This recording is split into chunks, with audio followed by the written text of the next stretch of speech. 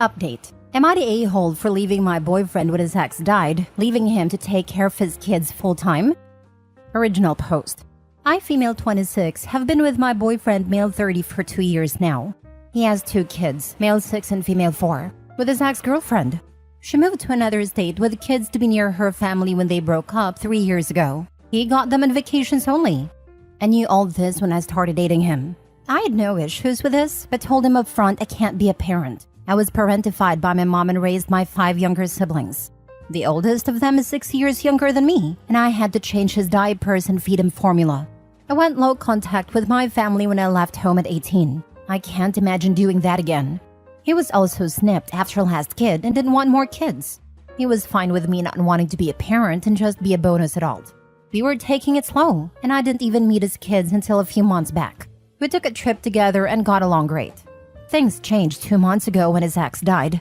Kids were really crushed as they moved into his house. We were not living together, but he asked if I could move in to help him out, just for a while. I couldn't refuse and stayed, but I started hating it again. I hated how clingy the kids became and how much responsibility I had. I did my best, but my mental health started getting worse every day. I didn't even get help from my boyfriend because he was struggling too. Last week was especially bad since younger kid had called and wanted me to nurse her back to health exactly as her mom would have. The soup wasn't the same, the song and story wasn't told the same way. I didn't hug her the way her mom did, etc. were some of the long list of complaints. I know she's grieving, but I was already working from home and stressed too. When I told my boyfriend he should take over, he said they need me more since I'm a mom. It triggered me. I didn't want to be held to my mom's responsibilities again. So I told him I can't do this, but he said I needed to stop acting like a child and step up. I understood if I stayed, my whole life would be like this. Never measuring up, never being enough. And all the responsibilities of a mom. I left yesterday and moved in with a friend. And my now ex-boyfriend is blasting my phone calling me an a-hole. Am I? Now for the top comments before reading the update. Why is he not home with his sick child? Listen, he wants you to move in so you can take over all of the parenting decisions and responsibilities. And he can continue on about his life. He even called you mom. After hearing about her childhood, he still had the nerve to do this? He needs to step up and be there for his children. And you did the right thing.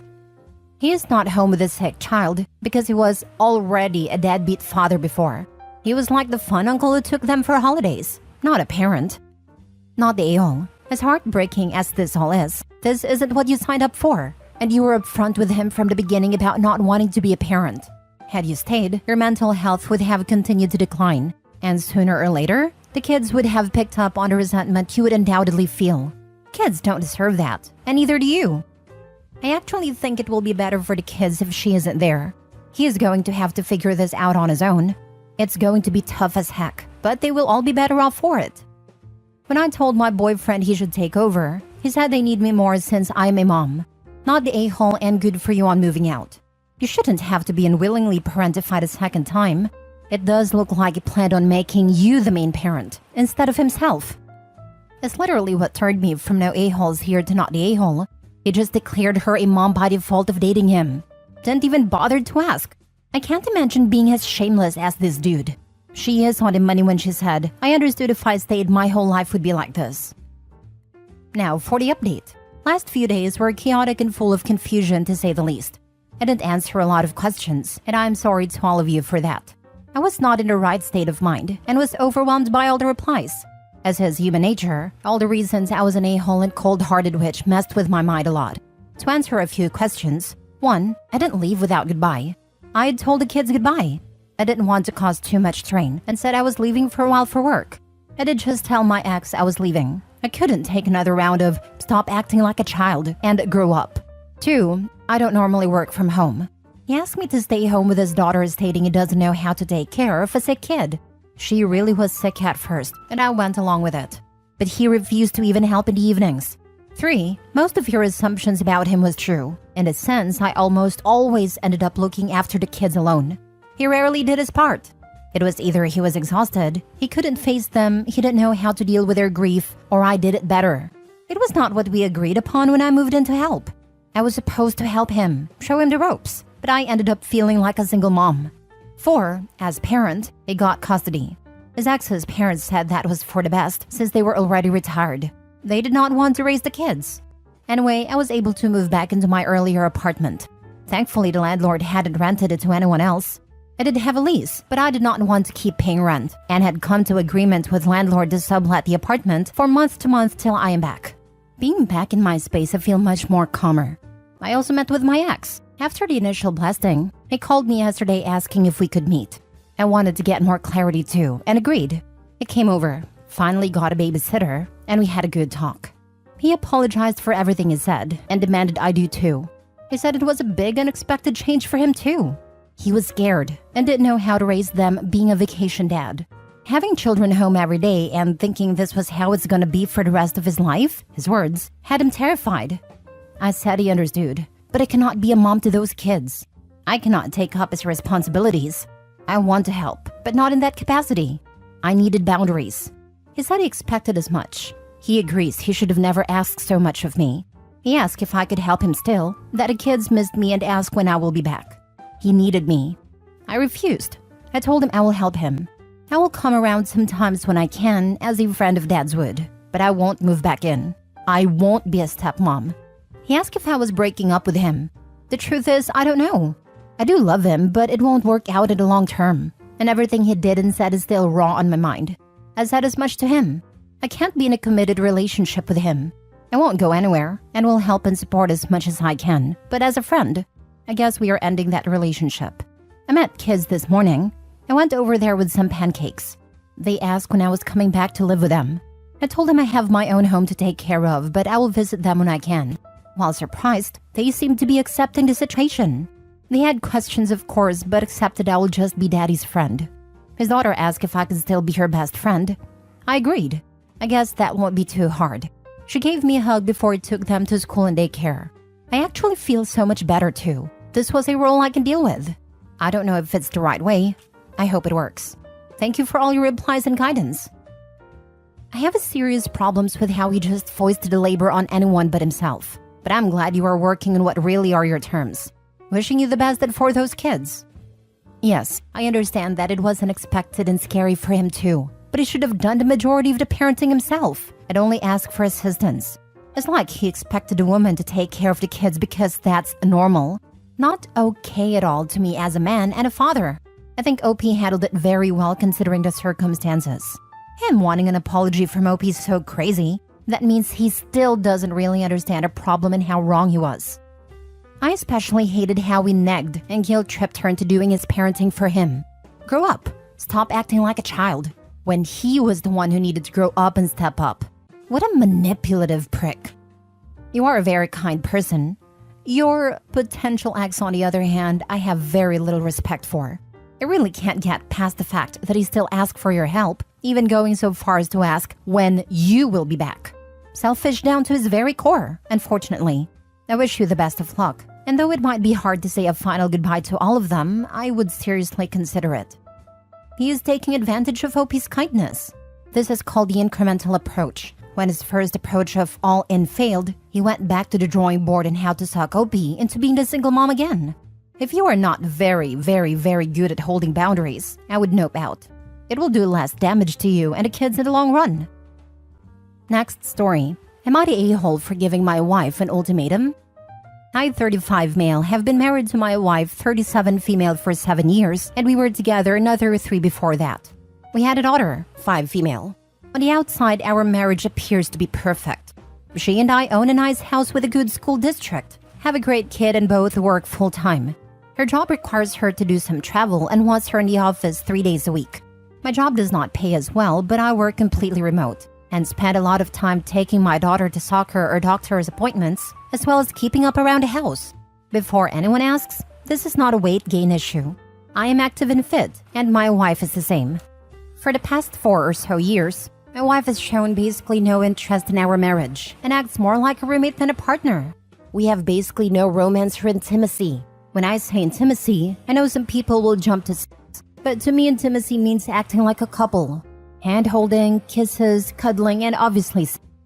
None of those are really things my wife wants to do, and makes it painfully obvious that she isn't interested. Before, she and I were very much an amazing couple. My wife also shows no interest in my life. She has forgotten important events like our anniversary and my birthday. Our last anniversary, she said she needed to cancel the dinner plans I made for the two of us because she had to work late on a Friday and travel for work the following week. I brought this up to my therapist, who suggested couples therapy and is willing to give some recommendations.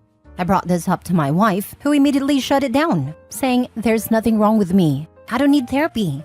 I have made multiple suggestions to her for how we can possibly improve our relationship. Family vacation? Our daughter won't appreciate it. I don't see what a 5-year-old wouldn't want to go to the beach for a couple days, but maybe I'm wrong. A romantic getaway for just her and I? No, I'm too busy at work. Or can't we just spend time together at home? Taking our daughter on a bike ride and going out to lunch on a weekend? I want to just relax. So I gave up trying to initiate anything with her and recently began looking for an out. I watched my parents in a failing marriage for a decade and don't want to put my child through that. I talked to a lawyer and got papers ready and can buy a condo in town to keep our daughter in the same school district with her friends, since I can't afford our house by myself. I recently confronted my wife when our daughter was at a playdate. I told her that I am seriously considering leaving her since I feel as though I don't matter to her and our relationship is never a priority to her. I told her that I have an exit plan, and if she doesn't make changes by the new year, I am going to file for divorce in full custody. She and I got into a big fight, where she basically told me I was manipulative and an a-hole for blindsiding her like that. I told her that none of this would be an issue if she cared about us, or at least pretended to. I told her I don't want our daughter to see how unhealthy our relationship is. All of this happened yesterday, so read it. Am I the a-hole for what I said to my wife and our argument after? Edit. I've brought up my concerns about our marriage to her multiple times. Things usually improve for a short while, but are quickly back to the status quo in a week or two. Now for the comments. Partner 1, screaming into the void about relationship problems for years. Needs not being met, etc. Partner 2, I feel so blindsided by this. Pikachu face. Maybe if partner 2 actually cared or listened, they would not have feel blindsided. They chose to ignore. Exactly. And when a relationship gets to this point, I'm convinced there's a very, very, very slim chance of saving it. Someone ignoring their partner's feelings and dismissing all their concerns for years isn't likely to make any long-lasting changes. Yeah, she's checked out by the sounds of it. I even wonder if she has a side guy to fulfill her urges, since she wants nothing to do with Opie. That's an awful situation he's in. Hope he finds some happiness in life. Really sounds like she's been cheating for years. I'm sorry to say this, but your wife doesn't care. The first thing she said to you once you mentioned about ending it, she said, I was manipulative and an a-hole for blindsiding her like that. First off, you didn't blindside her. You mentioned it to her and she didn't want to listen. Secondly, you also asked about couples therapy and she dismissed you. Every time you try something, she doesn't want to know. She doesn't seem to care about you or your daughter. She doesn't care about your anniversary or your birthdays. She does not seem to care at all. You are the one that is being there for your daughter and spending quality time. Are you sure she's not having an affair? Personally, I wouldn't wait until the end of the year. I'd go ASAP. I really hope she's not having an affair. I really don't want to think about the person I want to spend my life with doing something like that. But after reading a lot of the replies and some helpful links someone posted that outline an abusive relationship, I will be speaking to the lawyer first thing tomorrow. I think it's time I did something for myself and my daughter. Last story. Would I be the a-hole for contesting a divorce and putting my soon-to-be ex-wife through the ringer? My wife and I are getting divorced. She filed for divorce due to a disagreement when it came to paying for the care of my parents. Not here for legal advice or anything of that nature. Here for strictly a moral judgment. My wife and I were married for 14 years. During that time, my wife did not need to work. My income was more than enough to sustain us and anything we wanted. Fast forward to COVID. My father passed away and my mother suffered from a stroke soon after. I made a choice to care for my mother because I have the income to do so. My wife did not agree, but I stood my ground and here we are now. According to my attorney, judges in our state tend to exercise their discretionary authority fairly liberally, and off the record and his opinion, stated in the aspect of fairness for my wife, I should not contest the divorce and simply do it amicably, so end it quickly and fairly. When I ask what exactly are the risks if I contest it, in his opinion, given our county judges and a reason for divorce, my wife will be hard-pressed to garner much of any goodwill, so she most likely will not be granted a court order that will force me to cover her legal fees if I contest the divorce, even considering the wage gap. In short, here is where I am. Would I be the a-hole for contesting a divorce, forcibly drawing out a divorce to make my wife rack legal fees that she would have to use her end of the settlement money to cover? More info needed. When you say you made a choice to care for your mother, did you discuss it with your wife? And what did this care entail? Did your mother move in with you or did you put her in care? She's in care, and I told my wife prior I would be caring for my parents if they need help. I am an only child and a later-in-life baby. She was on board then, but as the time went on, according to her, people change. Given that you discussed it earlier, she's being a very unsupportive partner then. However, why would you want to prolong this? The longer it drags, the more of a mental and emotional drain it would be for you. I would cut my losses. To be honest, I really do not know what I feel it would accomplish. As mentioned in another post, I do not think it would bring me joy. Even the idea of it does not make me happy. This would 100% be a pure spite reaction, nothing more and nothing less. If you draw it out, then you will end up paying more in legal fees for your own side. Your lawyer can advise that it is unlikely that you will have to cover her side, but they can't guarantee it. So if you rack up the fees and then it is decided that you will have to pay her fees too, you will feel like an idiot. I already feel like an idiot supporting her for 14 years and not getting a prenup because it seemed we shared the same values and were in agreement. You'll feel like an even bigger idiot when you end up having to pay a bunch of lawyer fees for you and possibly her that were not needed. Sounds like you're pissed for having to pay all these years, but your solution is to make sure you pay even more? Any way you slice it, the lawyers are not going to be free.